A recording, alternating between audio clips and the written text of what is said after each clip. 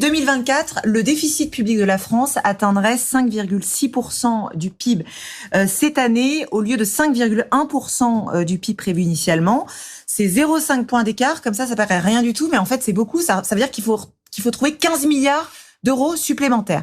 Donc ça, c'est pour 2024. Pour 2025, maintenant, vous le voyez, 6,2% du PIB au lieu de 4,1% visé initialement par le gouvernement. Donc vous le voyez, on est clairement sur la chute, une pente très glissante pour les finances de la France. Il faut peut-être commencer par un constat simple. Moi, je regarde les documents budgétaires, je suis en commission des finances.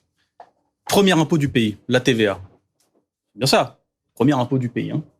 On n'en a jamais récolté autant. Alors après, peut-être que depuis 2022, là, il y a une petite baisse. Jamais autant. L'État n'a jamais récolté autant d'argent des impôts quasiment de son histoire. Par la TVA. Par la TVA, mais il y a d'autres impôts. Comment ça se fait que...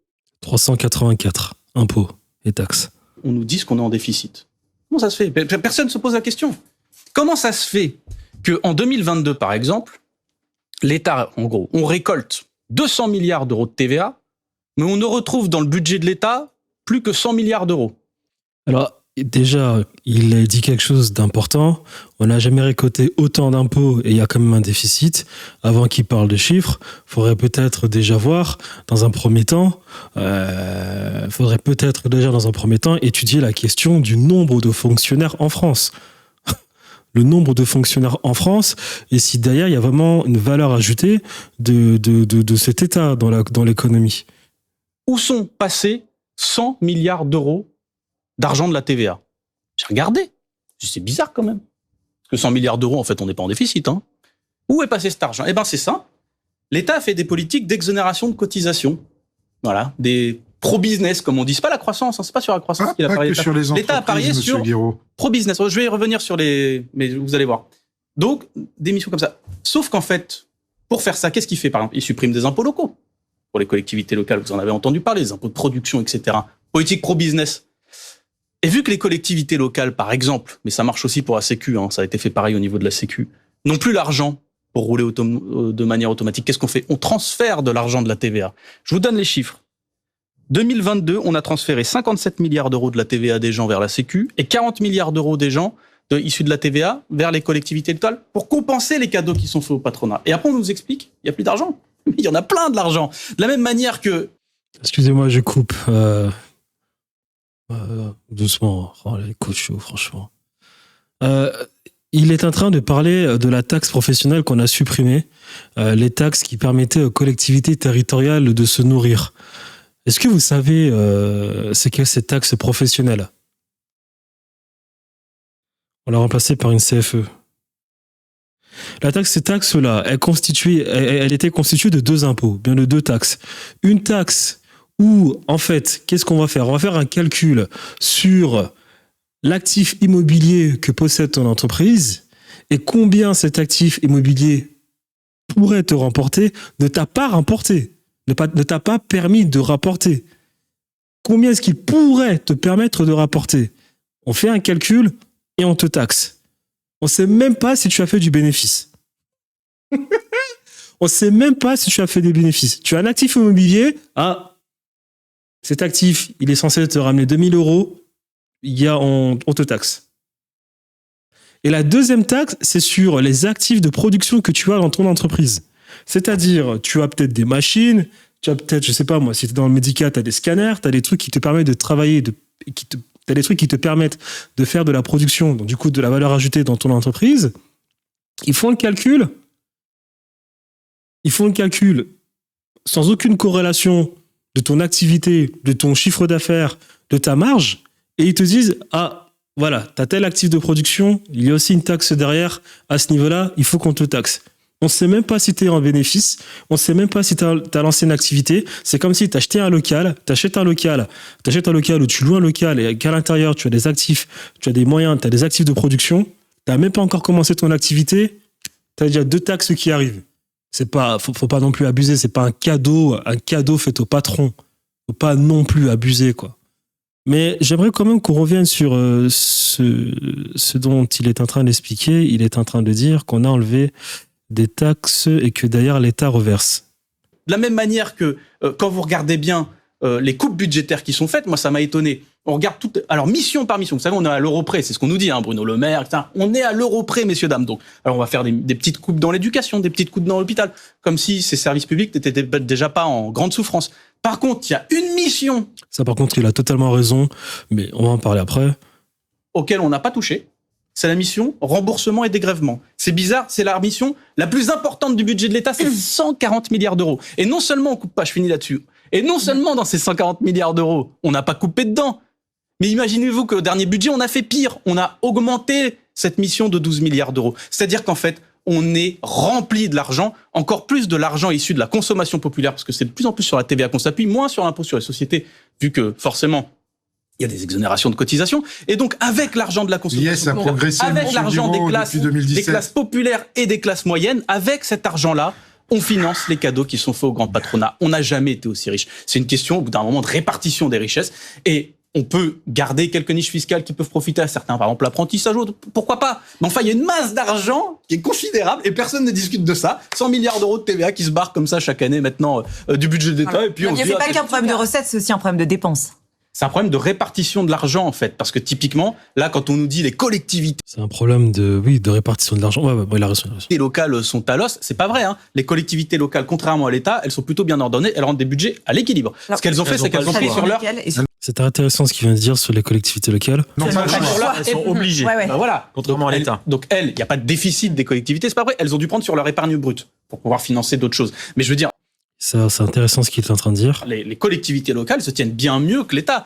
C'est très intéressant ce qu'il est en train de dire. La sécu sociale se tient bien mieux que l'État. En tout cas, on comprend Très intéressant. bien que la situation économique du pays est compliquée. Non, simple. Bien sûr, elle est simple. On est en train de se faire voler de l'argent pour le redonner dans les bras du grand patronat. Messieurs. Moi, je pense que ce qu'il fait, c'est pas mal. Le seul problème que moi j'ai avec ce qu'il est en train de dire, c'est un homme de gauche. Donc, on critique toujours les patrons. Désolé, mais il faut bien qu'il y ait des patrons pour qu'une économie tourne. Il faut aussi que les travailleurs vivent dans de bonnes conditions et travaillent dans de bonnes conditions pour que si l'économie tourne, parce que il faut qu'il y ait un bon contrat entre le patron et le travailleur. Par contre, ce qu'il est en train de dire, on est en train de faire des cadeaux au patronat. Bon, je suis pas sûr que les taxes professionnelles, la CFE, ces taxes qui étaient imposées aux patrons, c'était vraiment des cadeaux. C'était vraiment des cadeaux dans le sens péjoratif du terme. Par contre, ce qu'il est en train de dire, c'est intéressant.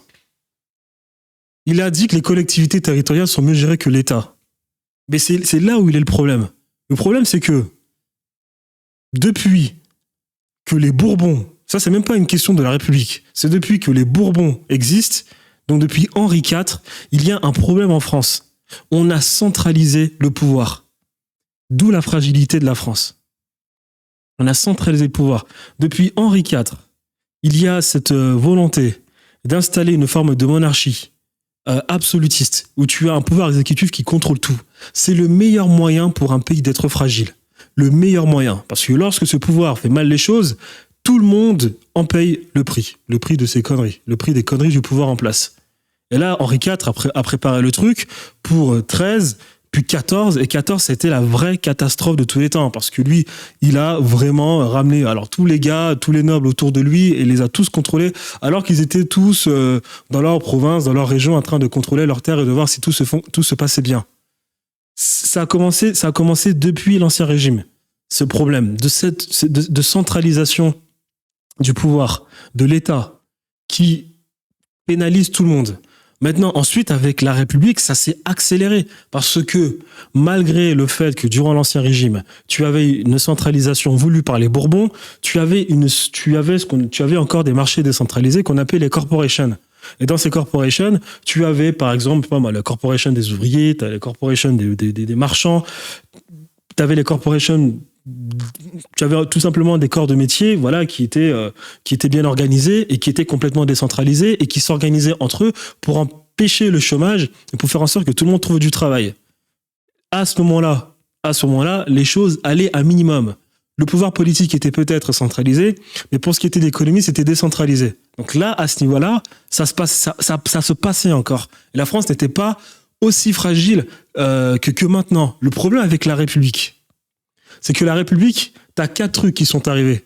La laïcité, donc l'Église catholique, on en a marre, mais t'as surtout l'abolition des privilèges. L'abolition des privilèges, c'est quoi? C'est détruire les corporations qui protégeaient tout le monde. Tout le monde. Ensuite, tu as quoi? Tu as l'égalité de tous devant la loi. L'égalité de tous devant la loi, c'est pas pour vous dire que vous êtes des êtres libres et qu'il n'y a personne pour vous et que tout le monde alors c'est pas l'égalité de tous devant la loi dans le sens de l'égalité des chances, c'est-à-dire en fait le culte de la méritocratie. Non, c'est une égalité de tous devant la loi, de telle sorte que lorsque vous débloquez des marchés qui étaient protégés, les corporations, lorsque vous les déverrouillez, lorsque vous arrêtez, lorsque vous les détruisez, eh bien vous avez des gens qui ne sont plus protégés par une forme de syndicat, on va dire, pour que d'autres personnes qui ont bien plus de capital, eh bien vous imposent leurs conditions. Et après, on vous dit, vous êtes tous égalitaires devant la loi. Et donc, du coup, on vous dit, en d'autres termes, que le contrat que le patron va avoir avec l'ouvrier, eh bien, c'est un contrat légitime et légal. Ça, on a ce problème. Donc, déjà, de 1, avec l'ancien régime, tu centralises le pouvoir exécutif. L'économie, avec les corporations, c'était décentralisé. La République, elle a déverrouillé. Alors, la République, elle a pris en otage le pouvoir centralisé, mais elle a aussi pris en otage toute l'économie du pays. Et ensuite, tu as des fous comme Napoléon qui, eux, ils ont achevé le truc. Il a tout centralisé. Il a centralisé avec son code civil, donc tout le monde est si content. Tout le monde est si content d'en parler, de cette centralisation totale de l'administration, de la monnaie, d'absolument tout. Napoléon a absolument tout centralisé. La France est encore devenue bien plus fragile. Et tu as encore un autre spécialiste qui s'appelle De Gaulle, qui lui, son fanatisme, c'était l'autorité, le retour de l'autorité. Il a encore plus centralisé le truc. Maintenant, on est dans la merde avec Macron. Donc le problème de la France, il est là. Le problème de la France, c'est que depuis 1562 jusqu'à aujourd'hui, vous avez des fanatiques de l'autorité qui veulent tout centraliser. Le problème, c'est que lorsqu'ils centralisent tout, tout tourne autour d'eux. Et en fait, il faut revenir. Là, il en parlait, il disait les collectivités territoriales gèrent mieux l'argent que l'État. Il est là le truc. Il faut tout redécentraliser. Il faut remettre en place des corporations. Il faut tout redécentraliser et arrêter avec cet État qui gère absolument mal l'argent et empêche tout le monde de bien fonctionner. Il faut dépérir cet État pour que les communes territoriales s'organisent toutes seules, pour que les corporations, c'est-à-dire ces groupes socio-économiques, s'organisent tout seuls avec les communes, pour que les ouvriers puissent avoir du travail, pour que les entrepreneurs, et là je suis pas d'accord avec justement ce qu'il dit par rapport au grand patronat, pour que les entrepreneurs aient aussi leur chance de faire de l'argent et leur chance d'entreprendre, il faut que tout le monde ait cette possibilité de s'organiser de manière décentralisée et que l'État dépérisse, que l'État disparaisse. Il est là le problème. Il a aussi parlé d'un autre truc, l'État qui gère mal la redistribution de la collecte des impôts sur certains secteurs, comme la santé.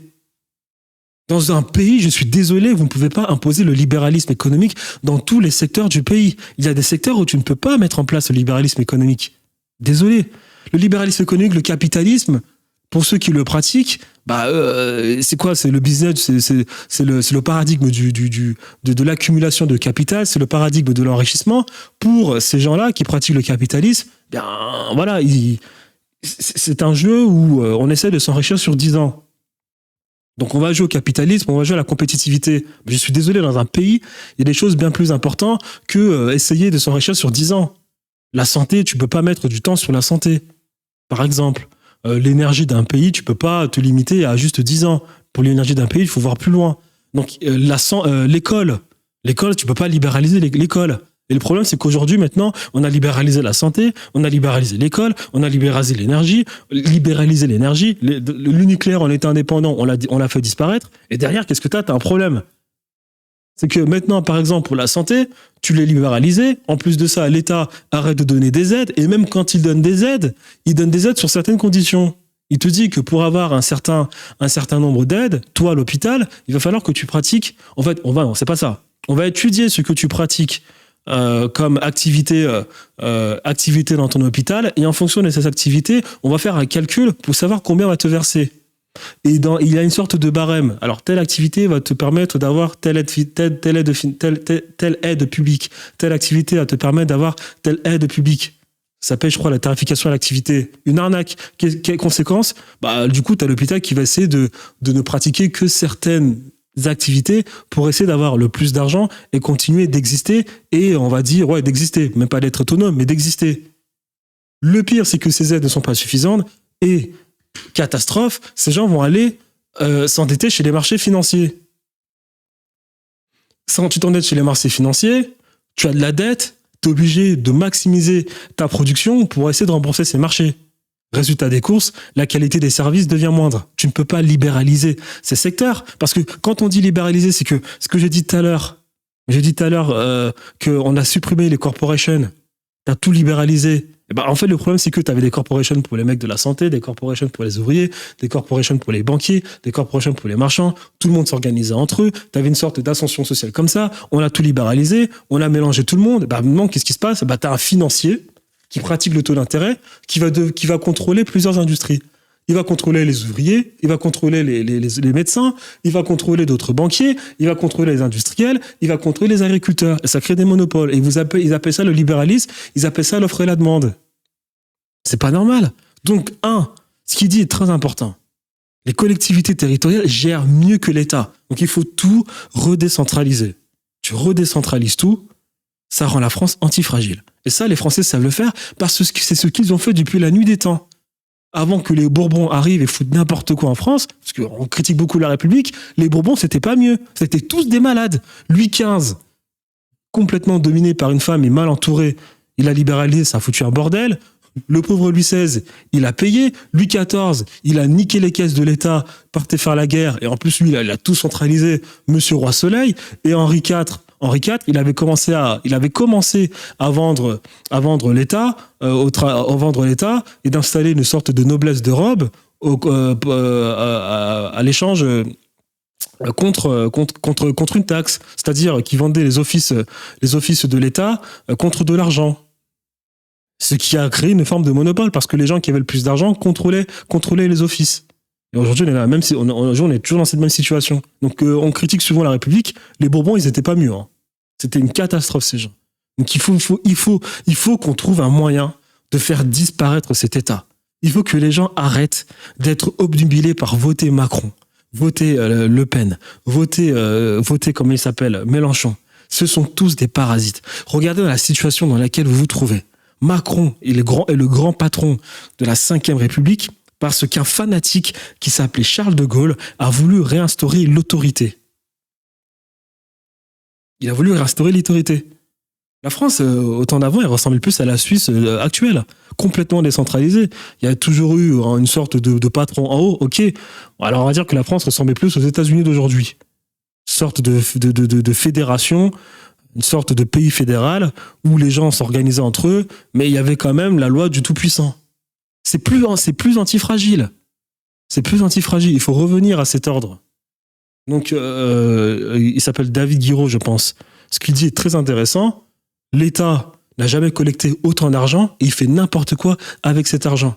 Et en plus, cet argent, c'est très intéressant. On pourrait suivre cet argent et remarquer même aussi que l'État doit de l'argent à certaines familles. Parce que quand vous faites le calcul, quand vous analysez la situation financière de la France, vous vous rendez compte qu'à un certain moment, on a créé la Banque de France, une banque qui était privée et qui était détenue par des investisseurs privés qui se sont énormément enrichis durant le 19e et le 20e siècle, qui détenaient la dette de l'État. Ensuite, t'as un autre mec qui s'appelle Giscard d'Estaing qui interdit à l'État de prêter de l'argent, de créer sa propre monnaie. Donc, résultat des courses, il faut tout redécentraliser. Il faut que les gens arrêtent de donner de l'attention à tous ces malades, ces énarques, qui vous disent qu'ils vont arranger les choses alors qu'ils ne l'ont jamais fait. Il faut que les gens arrêtent de penser que la démocratie existe en France. La démocratie n'existe pas. Si vous regardez la Grèce, il y avait 3 classes sociales en Grèce. Les esclaves, les métèques et les citoyens. Un citoyen signifiait participer activement à la vie politique du pays, c'est-à-dire voter directement pour les lois, pour organiser les lois du pays. Est-ce que c'est le cas en France? Non.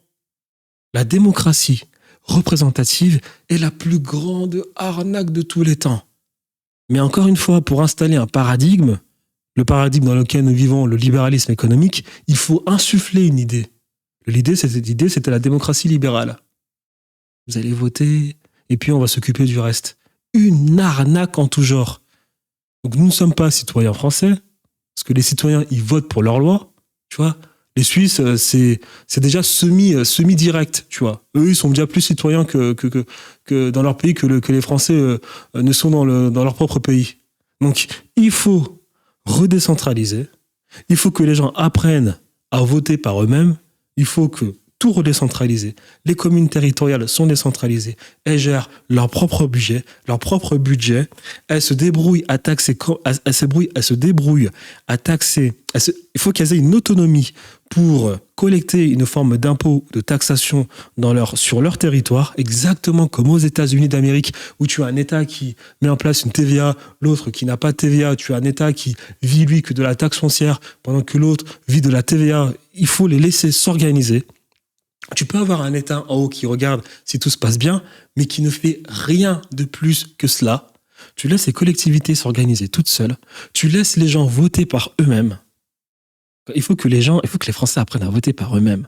La malédiction de la France, c'est qu'il a existé en France des rois comme Saint-Louis qui leur a dit, ne vous inquiétez pas, le rôle de l'État, c'est de vous protéger des marchands, des capitalistes. Le problème de cela, c'est que maintenant, dans la mémoire des Français, c'est que l'État doit tout s'occuper. Excusez-moi, l'État doit s'occuper de tout. Excusez-moi, j'ai sommeil. Doit s'occuper de tout. Non, c'est fini, ce monde est fini. Saint-Louis, c'était un Valois. Ouais, c'est fini. Il faut que les Français arrêtent de croire en cette démocratie représentative. Arrêtez de croire que Marine Le Pen va vous sauver ou bien que Mélenchon va vous sauver.